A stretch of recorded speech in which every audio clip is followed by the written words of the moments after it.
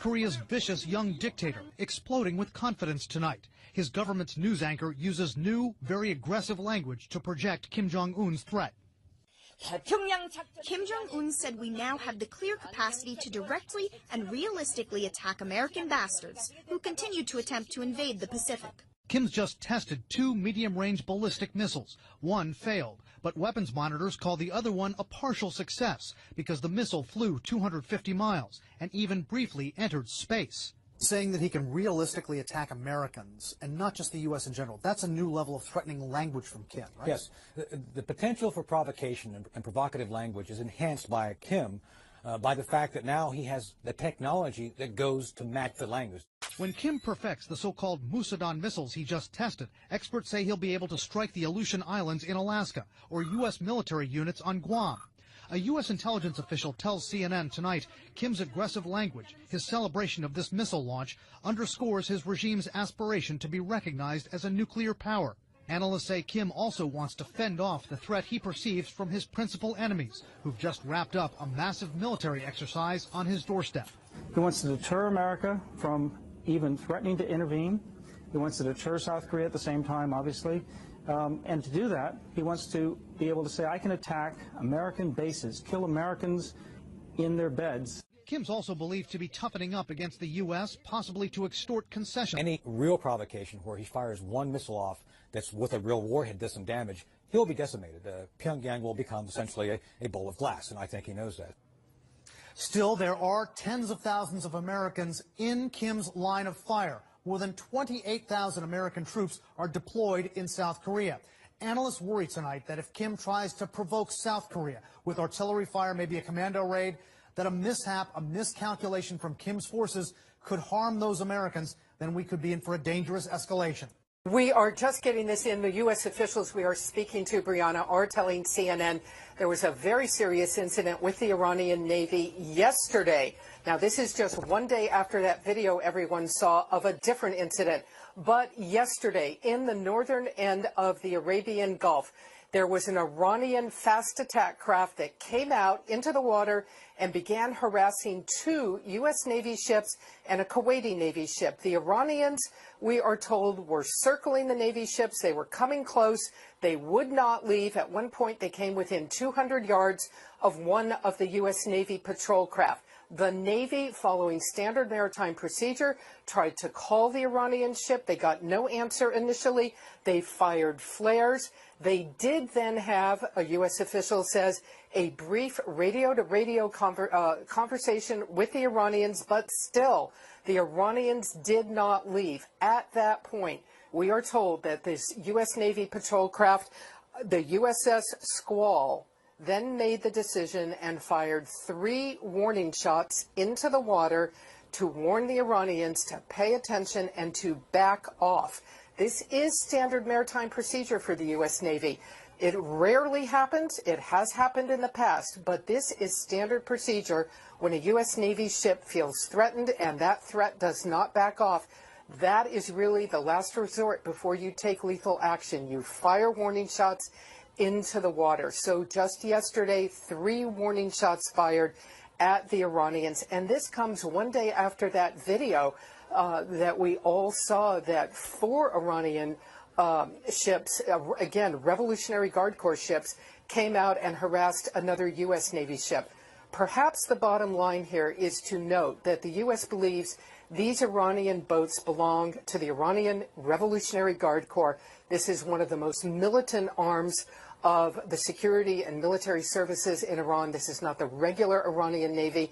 There is always concern that these maritime forces of Iran that are doing this are not under the central control of the government, and there is always concern that things can get out of hand. The U.S. Navy yesterday taking the action to fire warning shots at the Iranians and tell them to back off. Hey, Amra, those propaganda photos out of North Korea really are remarkable because they reveal a side of the North Korean leader Kim Jong-un we don't normally see, as he was celebrating with his scientists, projecting so much confidence that he feels he has finally perfected this missile technology capable of delivering a nuclear warhead to his enemies, including the United States. Rising rising from the waters off the eastern Korean peninsula, an ominous new threat from North Korea. The successful test firing of submarine-launched ballistic missile Hukbuk-song, meaning Polaris, the North Star.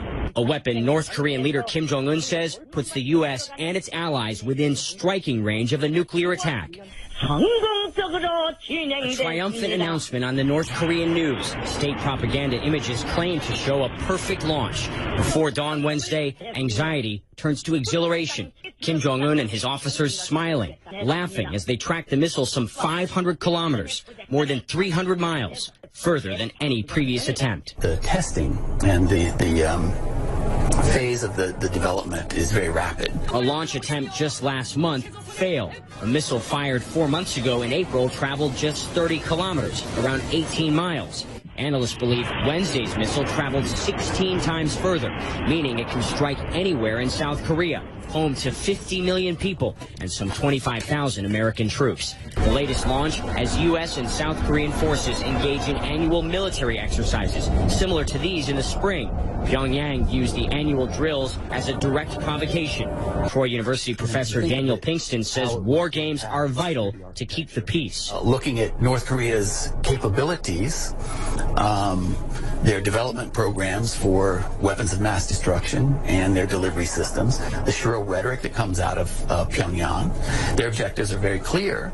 North Korean weapons development continues at a breakneck pace, despite nearly universal condemnation and unprecedented international sanctions. They will allocate resources from other areas and devote it to the missile and nuclear programs. Kim Jong-un called Wednesday's before dawn launch the greatest success and victory. Feeling the intense pressure to succeed, one officer appears overcome with tears of joy, or perhaps relief.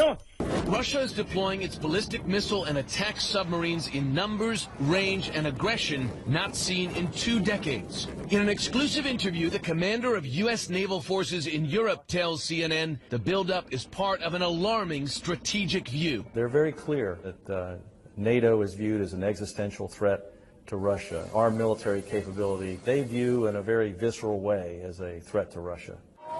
Adding to U.S. concern, Russia is deploying new submarines that are harder for U.S. naval forces to track and detect. Following years and billions of dollars in investment, they are quieter, better armed, and have a greater range of operation. The submarines that we're seeing are much more stealthy. They're acoustically quieter.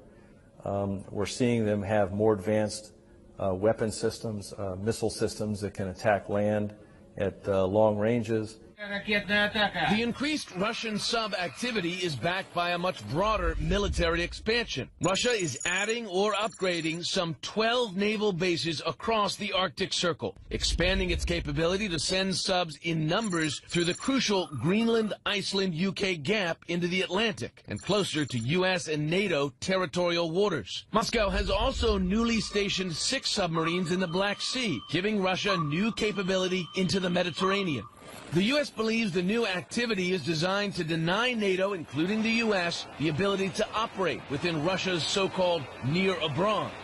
Increasingly alarmed by Russia's new sub-deployments, the U.S. and its NATO allies are launching new training exercises in anti-sub warfare and deploying new systems, including the P-8 Poseidon. These are sonar buoys dropped into the water to track submarines. The plane can be equipped with torpedoes to destroy those submarines. Russia's growing military activity extends above the surface as well. A Russian fighter jet's flyby of the USS Donald Cook this week, coming within 30 feet laterally and 100 feet vertically, is behavior that U.S. naval commanders have not witnessed since the Cold War. We had issued radio calls in both English and Russian, and the aircraft didn't respond and proceeded on a course directly at the ship. So while we've seen these interactions before, this one was different because of the proximity to the ship, the altitude, and the flight path that it took. These are the big guns of Russia's modern army. The Iskander-M missile system seen launching a cruise missile during a carefully choreographed training exercise in April. And yet this is not NATO's biggest fear. Last year, President Putin announced more than 40 new missiles would be added to Russia's nuclear arsenal, prompting concerns in Washington of a new Cold War.